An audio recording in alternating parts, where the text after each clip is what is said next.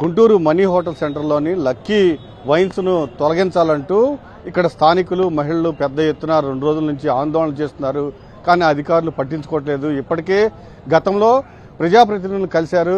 ఖచ్చితంగా ఇక్కడ ఈ వైన్స్ ఏదైతే ఈ షాప్ ఉందో మద్యం షాపును దాన్ని తొలగించాలంటూ అప్పుడు ఆదేశాలు ఇచ్చారు. కానీ 2 నెలలు గడుస్తున్నా పూర్తిగా ఇది ఇక్కడే కొనసాగుతూ ఉంది. దీంతో ఖచ్చితంగా లక్కీ వైన్స్ ను తొలగించాలి, ఇక్కడి నుంచి పంపించేసేయాలి అంటూ మహిళలు పెద్ద ఎత్తున ధర్నా చేస్తున్నారు. మనతో మహిళలు ఉన్నారు. ఏంటమ్మా, ఏంటి ప్రాబ్లం ఏంటి? ఇక్కడ బార్ పెట్టేస్తున్నా. బార్ పెడితే ఇక్కడ గుడి ఉంది. గుడి ఆడపిల్లలు ఇక్కడ బస్సులు ఆగుతాయి. కాలేజీ పిల్లలు తిరుగుతారు, ఆడపిల్లలు స్కూల్ పిల్లలు ఉన్నారు. ఆయన తీసుకెళ్ళి తల్లులు వస్తారు, వాళ్ళు ఎంబడ పడుతున్నారు తాగి. మేము పెట్టొద్దు అంటున్నాం. పెట్టొద్దు అంటే ముందు వాళ్ళ మంత్రి వాళ్ళు చెప్పండి, వాళ్ళు చెప్పండి, వీళ్ళు చెప్పండి అంటున్నాడు. సీఎం ఎందుకు ఇచ్చాడు పర్మిషన్ అని అడుగుతున్నారు. మీరు సీఎం దగ్గరికి వెళ్ళండి, సీఎం దగ్గరికి ఆర్డర్ తెచ్చుకోమంటున్నాడు పెట్టిన స్టాప్ పెట్టినాడు. అప్పుడు ఏంటి పద్ధతి? మా జనరేషన్ అయిపోతుంది. పిల్లలు తిరుగుతారు. అప్పుడు ఆ పరిస్థితి ఏంటి వాళ్ళది? ఇప్పుడు ఇటు పెడతాడు, అక్కడ ఒకటి ఉంది ఉండవే, అక్కడ ఒకటి ఉంది, అది టీవీ ఆడే 3 నెలలు టైం ఉంది అన్నాడు. ఆడ తీస్తాను, నేను తీస్తానన్నాడు. సరే ఇటు కొనసాగించాడు, అక్కడ ఒకటి తీపిచ్చాం.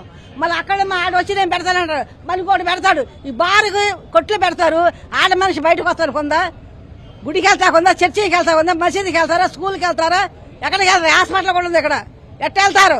ఆ బుద్ధి లేదా? మేము మొన్న వెళ్ళొస్తానేమో తీపిచ్చాడు 15 రోజులు. నెల మన 17 పోయిన నెల 17 అన్నాడు, మూపించాడు. మళ్ళీ నిన్న తీశాడు. అదేంటది? అది పద్ధతేనా? ఆడపిల్లలు తిరగొద్దా? కాపురాలు చేసుకుని పక్కన కాపురం చేస్తున్నారు. కాపురాలు చేసుకుని వాళ్ళు కట్టించాడు.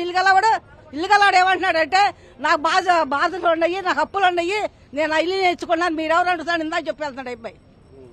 అదేంటి పరిస్థితి ఏంటి? దాదాపు 2 నెలల నుంచి ఆందోళన చేస్తున్నట్టున్నారు కదా, ఏమంటున్నారు?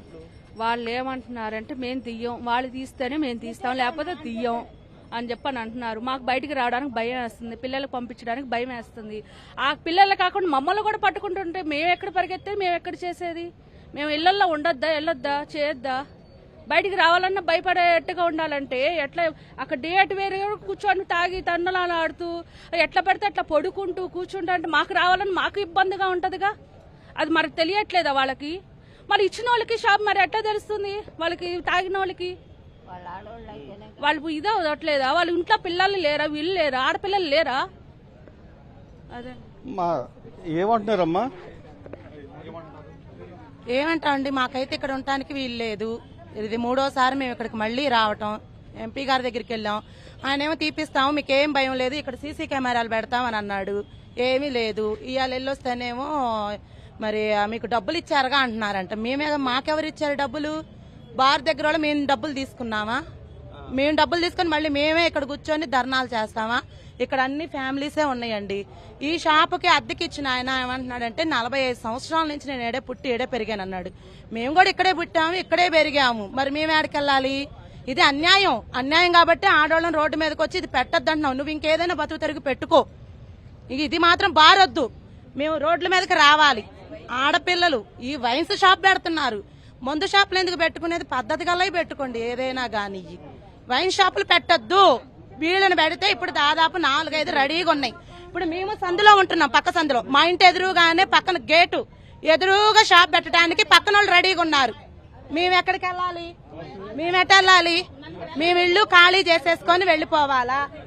మేము ఇల్లు ఖాళీ చేసేసుకొని వెళ్ళిపోవాలా? ప్రభుత్వం ఇదేనా మాకు నేర్పిస్తుంది? మాకు చేసేది మేలు?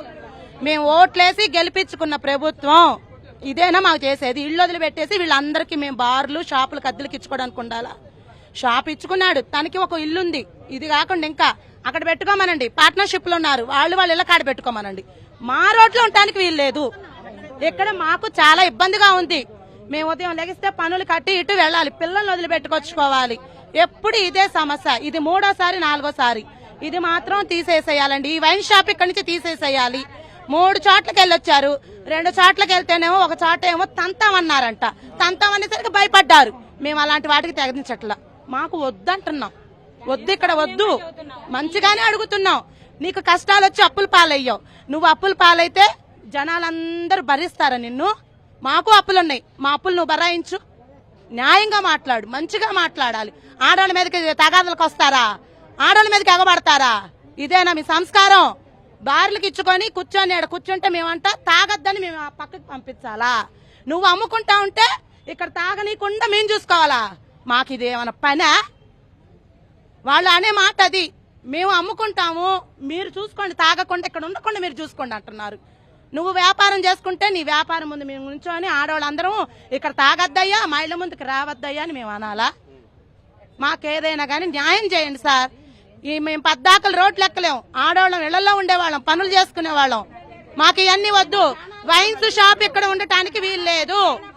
ఇంతే, వైన్ షాప్ ఉండటానికి వీలు లేదు.